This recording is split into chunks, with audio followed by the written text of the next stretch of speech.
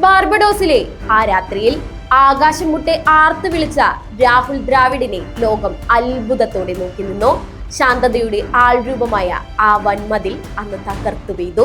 2007 west ഇൻഡീസിന്റെ മണ്ണിൽ ലോകകപ്പിൽ നിന്നും തല കുനിച്ചു മടങ്ങിയ നായകന് 17 വർഷങ്ങൾക്കിപ്പുറം അതേ മണ്ണിൽ കാലം കരുതി വെച്ച കാവ്യനീതിയായിരുന്നു ആ ലോക കിരീടം. കളിക്കാരനായി തനിക്ക് ലഭിക്കാതെ പോയത് തന്റെ ശിഷ്യന്മാരിലൂടെ അയാൾ നേടിയെടുത്തു.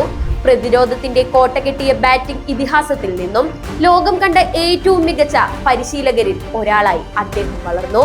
വിരാടിനും രോഹിത്തിനുമൊപ്പം ആ കപ്പ് ഉയർത്തുമ്പോൾ പതിറ്റാണ്ടുകളുടെ തപസ്യയാണ് പൂർത്തിയായത്.